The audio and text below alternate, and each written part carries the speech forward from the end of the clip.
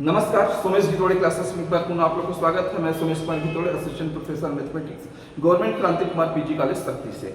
आज हम लोग जो सीजी सेट एग्जाम है उस एग्जाम के बारे में हम देखेंगे। जैसे कभी वैकेंसी आया हुआ है, सीजी सेट का फॉर्म भरा रहा है, तो हम इसमें मेरे कुछ वीडियो हैं जिसमें मैंने उसका सिलेबस वगैरह सब बताया है। आज हम इस वीडियो में देखेंगे कि जीएस का पेपर जो होता है, फर्स्ट पेपर सीजी सेट का, उन प्रश्न को हम सॉल्व करेंगे। अभी मैं आपके सामने 2024 का प्रश्न पत्र जो जीएस का है उसको सॉल्व करके बताता हूँ, और एक पैटर्न पता चलेगा, आपको एक आइडिया पता चलेगा कि क्वेश्चन किस प्रकार से आते हैं। चलिए देखते हैं। ये इस प्रकार से आपका क्वेश्चन पेपर मिलेगा। जो फर्स्ट टाइम सीजी सेट का एग्जाम दिलाएंगे, रोल नंबर लिखना है, अभ्यर्थी के हस्ताक्षर रहेगा, अभ्यर्थी का नाम रहेगा, और ये आंसर शीट का नंबर यहाँ पर लिखना है। ये कुछ निर्देश दिए हैं, आप परीक्षा में जरूर इन निर्देशों को पढ़ लीजिएगा। सीधा क्वेश्चन पर आते हैं हम लोग। ये क्वेश्चन ये क्वेश्चन जो है आपका है कथन और कारण वाले प्रश्न। ये बहुत कठिन प्रश्न होते हैं, इसको आपको समझने की जरूरत होती है, तर्क करने की जरूरत होती है। तो इस प्रश्न में हम लोग देखते हैं जो प्रश्न दिया है उसको, कि नीचे लिखे दावा ए और कारण आर के लिए सही विकल्प चुनिए। ए क्या बता रहा है, कोई चीज का दावा कर रहा है, कथन ए, और जो आर है वो क्या बता रहा है, कारण बता रहा है। ठीक है, कारण आर का है। तो देखते हैं इसमें दावा कर रहा है ए, क्या दावा कर रहा है कि रचनात्मक शिक्षा सीखने की प्रक्रिया को तेज करती है। ठीक है, सही बात है, बिल्कुल तेज करता है, यह रचनात्मक शिक्षा होनी चाहिए। कारण बता रहा है कि योगात्मक मूल्यांकन के विपरीत रचनात्मक मूल्यांकन अत्यधिक विश्वसनीय होता है। बिल्कुल सही बात है ये भी। यहाँ पर अब पूछा है कि कारण, विकल्प में सही उत्तर चुनिए। अब हमको ये क्या देना है कि कारण प्रूफ करना चाहिए दावा को। तो ऐसा कौन सा कथन है जो प्रूफ करता है? तो यहाँ पर देखिए, पहला है दोनों दावा ए और कारण आर सही है। बिल्कुल दावा सही है और आर भी सही है, कारण कि रचनात्मक मूल्यांकन विश्वसनीय होता है। ठीक है, और कारण आर दावा ए का सही स्पष्टीकरण है, ये गलत है ना, ये गलत है। यहाँ पर हम लोग ये कर लिए थे इसको, है ना। तो ये वाला आंसर आपका यहाँ पर थोड़ा सा ये इसका आंसर आपका, ये इसका आंसर आपका आएगा ये बी। ये यहाँ पर दावा ए और कारण दोनों सही है, लेकिन दावा ए का सही स्पष्टीकरण आर नहीं करता। तो ये है, हमको ऐसे वाले प्रश्नों में हमको क्या करना चाहिए कि जो भी आपका क्वेश्चन है उस क्वेश्चन को देखना चाहिए और समझना पड़ेगा कथन और कारण में, है ना। तो ये इस प्रकार से ये हो गया।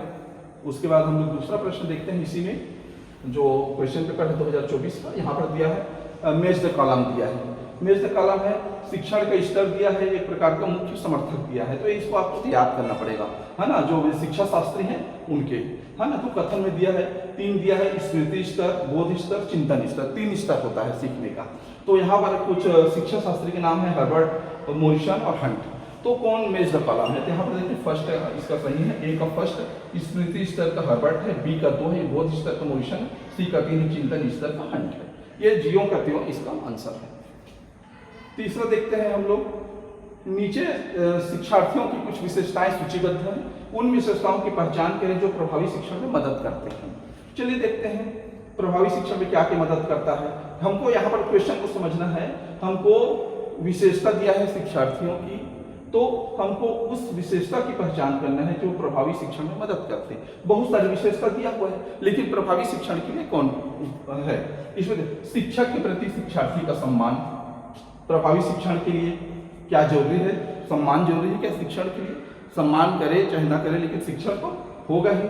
दूसरा है शिक्षार्थी की मानसिक क्षमता का स्तर, ये बहुत जरूरी है। शिक्षार्थी की मानसिक क्षमता का स्तर, ये सही है, दो सही है। शिक्षार्थी के पिछला अनुभव, बिल्कुल पूर्व ज्ञान भी मायने रखता है इसमें, 3 भी सही है। संबंध के प्रति शिक्षार्थी का रुचि का स्तर, बिल्कुल है ना, रुचि किस प्रकार की शिक्षार्थी का, वो भी है। 5वां है आपका शिक्षार्थी के पारस्परिक संबंध का स्तर, बिल्कुल नहीं, परस्पर जो रिलेशनशिप होता है वो मायने नहीं रखता सीखने में। उसके बाद 6वां है समाज के बारे में शिक्षार्थी का दृष्टिकोण। नीचे दिए गए विकल्प में से ये है, समाज के बारे में शिक्षार्थी का, ये भी बहुत मायने रखता है। समाज के बारे में शिक्षार्थी क्या सोचता है, मतलब उसका मानसिक लेवल, है ना। तो ये डी इसका सही उत्तर है। 2, 3, 4 और 6, मतलब 1 और 5 गलत है, इसमें का 1 और 5 गलत है। ऐसे प्रश्नों को आप अपनी क्षमता के अनुसार आप उसको बता सकते हैं अनुभव के आधार में कि वास्तव में क्या क्या होता है। कक्षा में शिक्षार्थियों के व्यक्तित्व विभिन्नताओं की पहचान करनी होती है, निम्न में से किसका उपयोग शिक्षक करेंगे? तो बिल्कुल है, शिक्षार्थियों के व्यक्तित्व विभिन्नताओं की पहचान करने के लिए निदानात्मक मूल्यांकन होता है, डायग्नोस्टिक असेसमेंट होता है। ये सही उत्तर है इसका। पांचवा का उत्तर है, चूंकि सीखना निरंतर है, एक शिक्षक को बेहतर पढ़ाने के लिए छात्रों के दिमाग बुद्धि के स्तर के अनुसार पढ़ाना शुरू कर देना चाहिए। इसको क्या कहा जाता है? इसको कहा जाता है सक्रिय प्रक्रिया का सिद्धांत। ये सही उत्तर है इसका।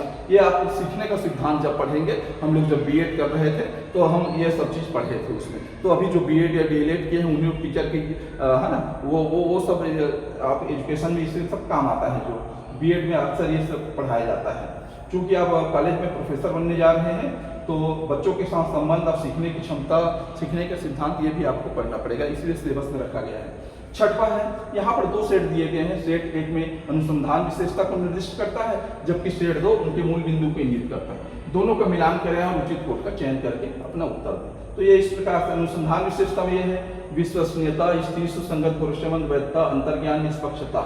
मूल बिंदु में आयामों को मापने के लिए इकाइयां, प्रक्रिया, उपकरण जिनका उपयोग मापने के लिए किया जाता है। शोध प्रक्रिया, उसकी प्रगति के बारे में लगातार सोचते रहना किसी भी व्यक्तिगत पूर्वाग्रह से जुड़ा हुआ शोध परिणाम को खराब कर सकता है। और स्थिर, सुसंगत और भरोसेमंद। तो इसका सही उत्तर है ए का चौथा, बी का फर्स्ट, मतलब ए का चौथा। विश्वसनीयता, स्थिर, सुसंगत, इसका चौथा नंबर है, स्थिर, सुसंगत और भरोसेमंद। बी का फर्स्ट, बी में वैधता है, तो वैधता में ये आयामों को मापने के लिए इकाइयां, प्रक्रिया, उपकरण जिनका उपयोग मापने के लिए किया जाता है। सी का 2 है, अंतर्ज्ञान के लिए आपका 2, शोध प्रक्रिया और उसकी प्रगति के बारे में सोचता रहना। और डी का 2 है, निष्पक्षता का आपका शोध प्रक्रिया, उसकी प्रगति के बारे में सोचता रहना। ये आपका। चलिए 7वां प्रश्न देखते हैं। कौन सा अनुक्रम आईसीटी का उपयोग करके अनुसंधान में डिजिटल डेटा प्रबंधन के चरणों को सही ढंग से दर्शाता है? 7वां प्रश्न। तो यह है डेटा प्रविष्टि, एंट्री करना, डेटा का सत्यापन करना, वैलिडेशन और डेटा क्लीनिंग और डेटा विश्लेषण। ये सही उत्तर है इसका। कंप्यूटर में आप इसको पढ़ेंगे, आईसीटी भी है, सिलेबस में है आपका, तो ये सब डिटेल में पढ़ना है। 8वां है लेख लेखन के निम्नलिखित चरणों को सही क्रम में व्यवस्थित करें। यदि लेख लिखना है, आपको लिखना है, तो उसका क्रम क्या होगा? तो उसका क्रम बताया है, देख लेते हैं हम लोग। 5वां पहला रहेगा विषय का चुनाव पहले करेंगे, फिर दूसरा है अनुसंधान करेंगे और जानकारी एकत्रित करेंगे, फिर तीसरा है मुख्य बिंदुओं को रेखांकित करेंगे, फिर चौथा है पहला ड्राफ्ट लिखेंगे और फिर अंत में आएगा लेख संपादित करेंगे और संशोधित करेंगे। ये इसको आप पढ़ेंगे तो ही आपको पता चल जाएगा कि क्रम किस प्रकार से आएगा। थोड़ा सा आपको सिलेबस के आधार पर ये सब चीजों को आपको शोध को पढ़ना पड़ेगा, क्योंकि शोध प्रबंधन भी आपके इसमें है, शोध विधियां हैं सिलेबस में। 9वां प्रश्न देखते हैं, किसी अनुसंधान चक्र के चरणों का सही क्रम क्या है? तो सही क्रम यही है, साहित्य की समीक्षा करना, फिर परिकल्पना का निर्माण करना, फिर डेटा का संग्रहण करना, फिर डेटा का विश्लेषण करना और लास्ट में रिपोर्टिंग करना। ये 10वां प्रश्न है कथन और कारण वाले में, इसमें भी देख लीजिए। दावा है एपीएस शैली में शोध पत्र के शीर्षक पृष्ठ पर एक रनिंग हेड को शामिल करने की आवश्यकता होती है। और कारण बता रहा है रनिंग हेड यह सुनिश्चित करने में मदद करता है कि दस्तावेज के प्रत्येक पृष्ठ पर लेखक का नाम स्पष्ट रूप से प्रदर्शित है। तो यहाँ पर सीधा है दावा ये सही है लेकिन कारण आर गलत है। दावा ये सही है, यहाँ पर दावा ये बोल रहा है वो सही है, लेकिन जो आर बता रहा है ये बिल्कुल गलत है। तो ये तीसरा ऑप्शन आएगा, सी। उसके बाद ये अपठित पद्यांश है, तो अपठित पद्यांश को आप पढ़ लेंगे। भाषा में प्रत्येक भाषा किसी न किसी व्यक्ति की मातृभाषा होती है, जिसकी तुलना किसी अन्य भाषा से इस रूप में नहीं की जा सकती कि वह छोटा है या बड़ा, अच्छी है, बुरी, सरल है या कठिन, क्योंकि सभी भाषाओं में अपने अपने ढंग से संप्रेषण होता है। समुदाय भेद से संसार की भाषाओं में रूपनात्मक भिन्नता होती है, परंतु आंतरिक दृष्टि से उसमें समानताएं अधिक है। अनुवाद इन्हीं आंतरिक या अर्थगत समानताओं के कारण संभव होता है। प्रत्येक भाषा एक विश्व दृष्टि है, इसलिए एक ही वस्तु भिन्न भिन्न नामों से अभिहित होती है। संसार के साथ कदम मिलाकर चलने के लिए हमें अन्य भाषाएं भी सीखनी पड़ती है, परंतु अपनी मातृभाषा की कीमत पर कदापि नहीं, क्योंकि मातृभाषा के ज्ञान के बिना अन्य भाषाएं सीखना कठिन है। हमारे विद्यालयों में जब भारतीय भाषाओं पर विशेष ध्यान दिया जा रहा है, जिससे प्रारंभिक शिक्षा का माध्यम मातृभाषा हो, क्योंकि बच्चे की संज्ञानात्मक क्षमता का विकास मातृभाषा में होता है, जिससे वह अपनी दुनिया से परिचित होता है। ये अपठित पद्यांश 2-3 बार पढ़ लेंगे आप, उसके बाद सीधा क्वेश्चन पर आइए। प्रत्येक भाषा में विश्व दृष्टि का क्या तात्पर्य? यहाँ पर दिया हुआ है विश्व को देखने का नजरिया।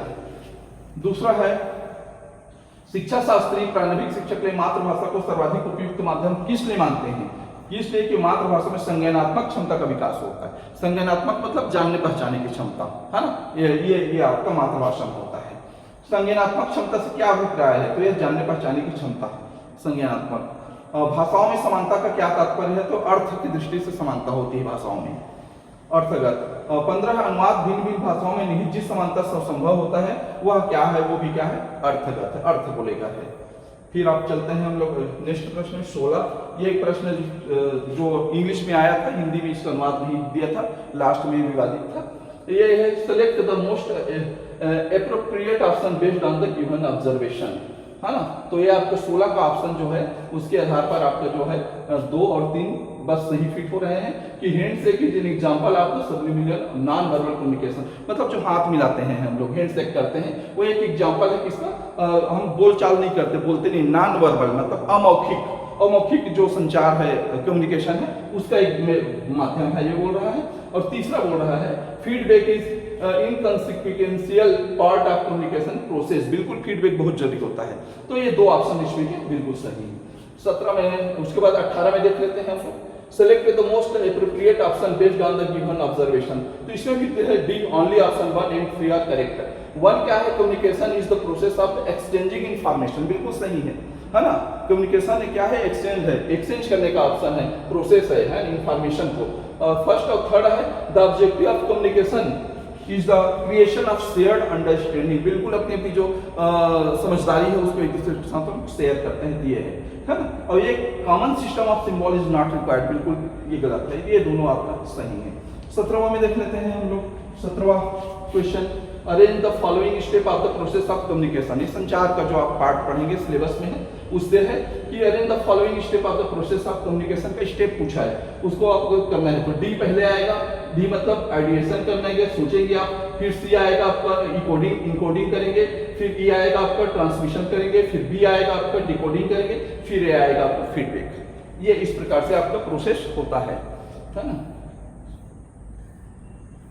चलिए उसका 20वां या 19वां नंबर का क्वेश्चन देखते हैं।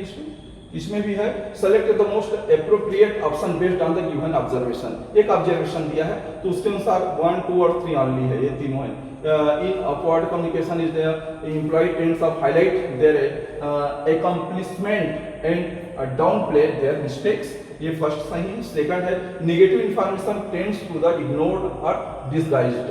और थर्ड है आपका upward communication occurs for less frequently, है ना। तो ये 3 ऑप्शन आपके सही है। 20वां देख लेते हैं। Which type of information is most spread through grapevine communication. मतलब जो बहुत तेजी से फैलता है ना, प्रसार होता है इंफॉर्मेशन का, किस टाइप का होता है? यह है पर्सनल न्यूज एंड र्यूमर्स। बिल्कुल व्यक्तिगत जो समाचार होता है या अफवाह होता है, जिसको कहते हैं र्यूमर्स, वो जल्दी फैलता है, उसके लिए वो बहुत तेजी से फैलता है जो अफवाह होती है। ये सिद्धांत कहता है इसकी इंफॉर्मेशन का। 21वां प्रश्न देखते हैं। प्रश्नवाचक निशान के स्थान पर आने वाले अंक को ज्ञात कीजिए। तो ये नेक्स्ट अंक क्या होगा? तो यहाँ पर देख लेते हैं 10 का, फिर 10 का डिफरेंस है, फिर 11 का डिफरेंस है, फिर ये 12 का डिफरेंस होगा, फिर ये 13 का डिफरेंस होगा, फिर ये 14 का डिफरेंस होगा। तो ये जो डिफरेंस है वो बताया गया है। तो यहाँ पर 43 आएगा। 21 के बाद आपका 12 प्लस करेंगे तो आपका 43 आएगा, और इसमें प्लस 13 करेंगे तो 43 में तो 56 आएगा, 56 में प्लस 14 करेंगे तो 70 आएगा। तो एक क्रम है, बहुत आसान प्रश्न है ये। 22वां प्रश्न है गणित का। अब ये भी अनुपात समानुपात बहुत आसान प्रश्न है। यदि x upon y equal to 2/3 है तो स्तंभ 2 के मान को स्तंभ 1 के अनुपात के साथ सुमेलित कीजिए। मतलब ये आप सॉल्व करेंगे तो कैसे होंगे? x बराबर 2 है और y बराबर 3 मान लेते हैं। x बराबर 2 करेंगे तो ये सीधा आपका आ जाएगा 2 दूनी 4 और 3, 4/3। गलत है ऑप्शन है। तो ये ऑप्शन मतलब इसका आंसर निकालना है सीधा सीधा, इसको सॉल्व करके। तो सॉल्व करके देखिए डी इसका सही है। a का चौथा आएगा, a का चौथा कैसे आएगा? देखिए a का चौथा मतलब 1/5। आप यहाँ पर देख सकते हैं x का 2 कर देते हैं, 2 दूनी 4, y का 3, 4/3, तो ये 1/5। अब b का first 3x upon y equal to 2 आ जाएगा, है ना। अब 3 दूनी 6, ये x में 3 दूनी 6 और y का 2, 3 दूनी 6, 2 आ जाएगा। इसी प्रकार ये थर्ड को सॉल्व करेंगे तो c का 3 आएगा, c का 3 मतलब ये जो होगा तो 2 रखें x के बदले में तो 2 3 6 और 2 दूनी y का 3 है, 3 दूनी 6, 3 दूनी 6, 6 6 12 हो गया। और यहाँ पर भी 3 दूनी 6, यहाँ पर 3 दूनी 6 हो जाएगा। और 2 तिया 6 है, 0 हो जाएगा, है ना। तो यहाँ पे इसको हम सॉल्व करके देख लेते हैं। 155 के इसको सॉल्व करने के लिए हमको थोड़ा सा देखना पड़ेगा इसको, है ना।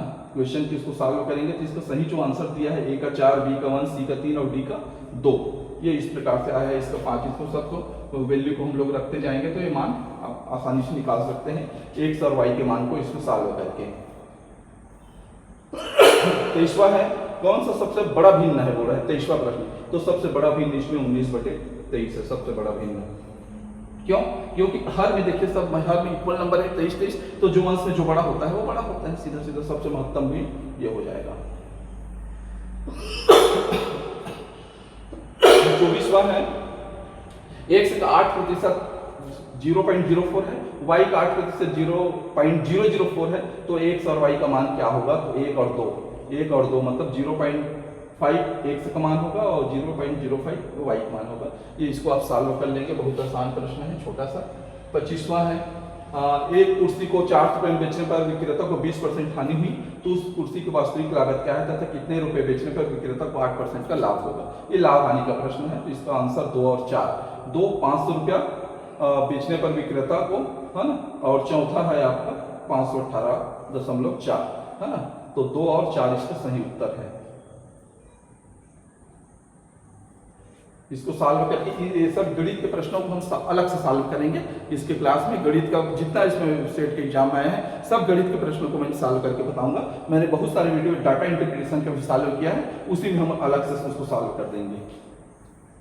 इसी प्रकार 26वां है कथन कारण वाला कथन और निष्कर्ष है।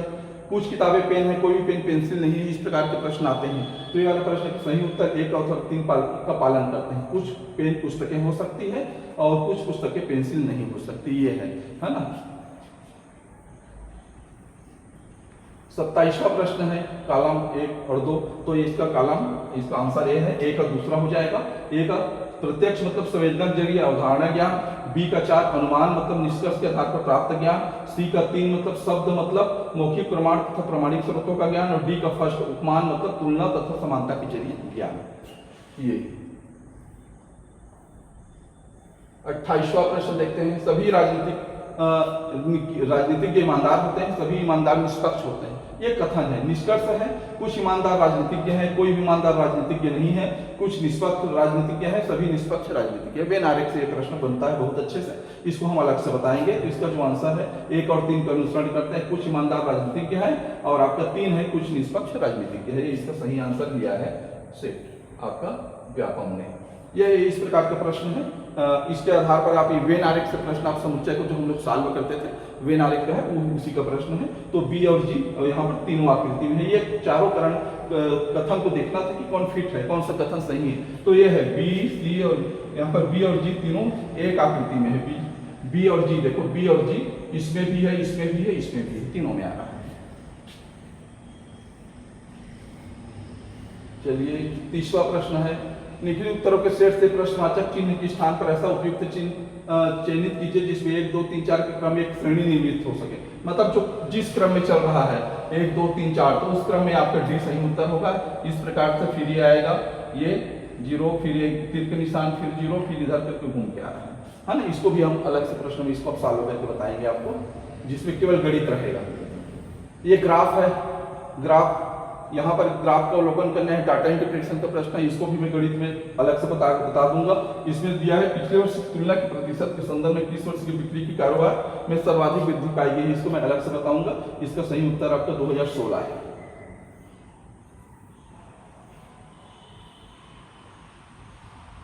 ये है आपका दृष्टिवादी ग्राफ का अवलोकन, इसका उत्तर 500% है ना। ये भी डाटा इंटरप्रिटेशन का प्रश्न है, इसको भी मैं अलग से इसको पूरा सॉल्व करके बताऊंगा क्योंकि इसमें बहुत समय लगेगा, फिर हम इसको सॉल्व करेंगे। तो ये 33वां प्रश्न है, ये इसका उत्तर 2 आएगा। ठीक है, ग्राफ के आधार पर कितने वर्ष में औसत से अधिक वृद्धि दिखेगी, इसको डिटेल में बताएंगे हम। और चौथा है ये उचित उत्तर के साथ मिलान करें, भाव का पैमाना दिया है और विशेषता दिया है। इनमें सही उत्तर है बी, 1 का बी आएगा क्रमवाचक का गुणवत्ता रेटिंग, अनुबंध रेटिंग इसके उदाहरण है। 2 का डी आएगा नामित मापनी या पैमाना का चर विशिष्ट संपूर्ण, और सी का 3 का सी आएगा अंतराल मापनी, हमेशा एक मनमाना शून्य बिंदु होता है, और 4 का ये आएगा अनुपात का आपका, इसमें तीनों की विशेषताएं हैं। ये आपका 35वां प्रश्न है। फिर कथन और कारण वाले प्रश्न आगे देखो। हिस्टोग्राम कारण दिया है, हिस्टोग्राम में 2 बार के मध्य कोई अंतराल नहीं होता, ये दिया है, बिल्कुल सही बात है। और कारण दिया है हिस्टोग्राम सतत चर के उपयुक्त होता है, अतः वर्ग सतत होते हैं, ये भी सही है, और इसके कारण की व्याख्या करता है, मतलब ये सही है पहला कारण। कारण ए और कारक ए एवं कारण आर दोनों सही है, तथा कारण आर ए का सही व्याख्या करता है, ये दोनों से रिलेटेड चीज है। 36वां निम्नलिखित में से कौन सा एक ईमेल क्लाइंट है, तो ये हम लोग जानते हैं कि जीमेल होता है। 37वां है कौन सा स्वदेशी पोर्टल विभिन्न सरकारी योजनाओं तक एकल कृत तक पहुंचने के लिए सुविधा देता है, तो ये उमंग है। और 30वां है VOLTE का मतलब लिखते हैं किसका परिवर्णी शब्द है, तो voice over long term evolution है इसका फुल फॉर्म। उसी प्रकार सुरक्षित लेनदेन के लिए ई गवर्नेंस में साधारणतः किस तकनीक का उपयोग किया जाता है, तो ये ब्लॉकचेन का उपयोग किया जाता है। 40वां है डिजिटल शिक्षा के संदर्भ में MOOC का क्या है, मुख मेसिव ऑनलाइन ओपन कोर्सेज का ना, ये जो होता है वो, तो मेसिव ओपन ऑनलाइन कोर्सेज है, ये डी है ना। मुख्य आप पढ़ेंगे इसमें, यूजीसी की इसमें साइड में मिलेगा आपको। 41 से निम्न से किसमें ओजोन की परत पाई जाती है, तो ये समताप मंडल में ओजोन की परत, बहुत आसान प्रश्न है। 42वां है वायुमंडल में निश्चित हरित प्रभाव गैसों को जीवन काल बढ़ते क्रम में का सही क्रम ज्ञात कीजिए, ये भी बहुत आसान प्रश्न। तो पहला तो सी आ जाएगा सतही ओजोन, फिर ए आएगा मीथेन, फिर डी आएगा CFC2, और बी लास्ट में आएगा नाइट्रस ऑक्साइड। ये 43वां प्रश्न देखते हैं, निम्नलिखित को सुमेलित कीजिए। पर्यावरण दिवस कब कब मनाया जाता है, बहुत आसान प्रश्न। पर्यावरण दिवस कब मनाया जाता है, 5 जून को। विश्व जल दिवस 22 अप्रैल को। विश्व सौंदर्य, तो ए का 4 विश्व पर्यावरण दिवस 5 जून, बी का फर्स्ट विश्व जल दिवस 22 मार्च, सी का 3 विश्व संरक्षित ऊर्जा दिवस 25 फरवरी, और डी का 2 विश्व पृथ्वी दिवस, ये 22 अप्रैल को पृथ्वी दिवस मनाया जाता है। ये पर्यावरण से सिलेबस है आपका। फिर ये कथन और कारण देखिए, फिर चौथा प्रश्न आ गया कथन कारण का आपका 44वां में। सभी संभावित प्रदूषक हानिकारक रसायन होते हैं, बिल्कुल होते हैं, बिल्कुल है ना। इसमें बोलते सभी संभावित प्रदूषक हानिकारक रसायन होते हैं। संभावित प्रदूषक बोल दिया है ना, यहाँ पर देखना संभावित प्रदूषक नहीं, हर प्रदूषक हानिकारक नहीं होता है ना, हानिकारक रसायन होते हैं ऐसा नहीं। कथन 2 है हानिकारक रसायनों के निर्माण हेतु मानव जिम्मेदार है, हाँ बिल्कुल है, जो रसायन बनाता है मानव के नाता वो जिम्मेदार है। इसका सही उत्तर है डी। कथन ए सत्य है परंतु 2 असत्य है। 45वां पर्यावरण संरक्षण के उद्देश्य से निम्न से किसमें दीर्घकालिक माइनस निम्न उत्सर्जन का प्रस्ताव अक्टूबर 2020 में पारित किया गया है, तो ये पर्यावरण से संबंधित है, पेरिस समझौता है इसका सही उत्तर। 46वां है भारत का पहला विश्वविद्यालय जिसकी स्थापना 1857 में की गई कौन से शहर में स्थित थी, और कोलकाता में स्थित थी। 46वां का। 47वां है छत्तीसगढ़ राज्य में सबसे पुराना स्थापित विश्वविद्यालय कौन सा है, तो इंदिरा गांधी संगीत विश्वविद्यालय 1956 में ये स्थापित हुआ था। ये तो बहुत पुराना गुरु घासीदास विश्वविद्यालय भी है, रविशंकर भी है, अटल भी है, लेकिन खैरागढ़ का जो इंदिरा कला संगीत विश्वविद्यालय है वो 1956 में। 48वां है भारत की उच्चतर शिक्षा प्रणाली में कौन सी प्रमुख समस्या की पहचान एनईपी द्वारा नहीं की गई है, किसकी पहचान नहीं की गई है वो, तो बी एक अप्रभावी विनियामक प्रणाली की पहचान की है, बाकी सबका पहचान किया गया है। सीमित आपका उत्तर डी है उच्चतर शिक्षा में उच्च छोड़ने की दर है ना, उत्तर डी है। बी जो है वो अप्रभावी निवारण, ये तीनों है, सीमित शिक्षा का संस्थान, गंभीर रूप से खंडित, ये सब सही है, लेकिन जो डी है इसका गलत है, केवल बी है ना, ये इसकी पहचान नहीं की गई है, एक अप्रभावी विनियामक प्रणाली का। 49वां स्थापना के आधार पर काल अनुक्रम में व्यवस्थित करें, तो कौन कौन सा शहर कब कब का जो संस्थान है वो स्थापित हुआ है वो दिया है। तो काल अनुक्रम में मतलब जो पहले स्थापित हुआ है सबसे पहले उसको पहले करना है। चौथा मतलब ये भारत में इसरो भारत में वैज्ञानिक तथा आधुनिक अनुसंधान परिषद की स्थापना सबसे पहले हुआ।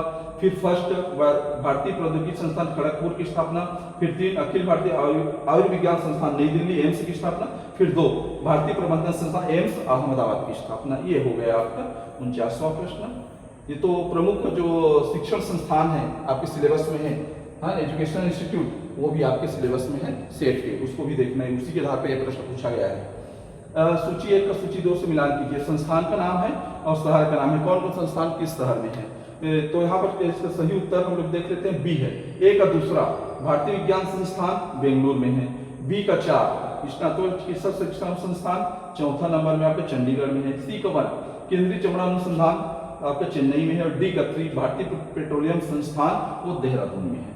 तो इस प्रकार से ये क्वेश्चन आपके आते हैं। ये 50 प्रश्न आप देख लीजिए एक बार अच्छे से, एक आइडिया हो जाएगा कि प्रश्न किस प्रकार से आते हैं। और मैं इसमें का जो गणित वाला पार्ट है उसको डाटा इंटरप्रिटेशन और जो मेंस का है उसका एक अलग क्लास लूंगा और सब कुछ सॉल्व करके बारी बारी से 2-2 3 प्रश्नों को आपको बताऊंगा मैं। तो एक जानकारी के लिए थी कि क्वेश्चन इस प्रकार से आते हैं। जो पहली बार परीक्षा दे रहे हैं वो थोड़ा ध्यान से देखेंगे क्वेश्चन के पैटर्न को। 4 साल के क्वेश्चन मैं बताऊंगा आपको। उसके बाद हम मैथमेटिक्स के 4 साल के क्वेश्चन को सॉल्व करेंगे, जो सेट का मैथमेटिकल साइंस का है नेक्स्ट वीडियो में। ये 4 हो जाएंगे, उसके बाद हम लोग सब्जेक्ट एडमिशन करेंगे। तो मेरे चैनल में बने रहिएगा, अच्छा लगे तो जरूर लाइक शेयर और सब्सक्राइब कर दीजिएगा। नेक्स्ट वीडियो में आपसे फिर मिलेंगे। नमस्कार।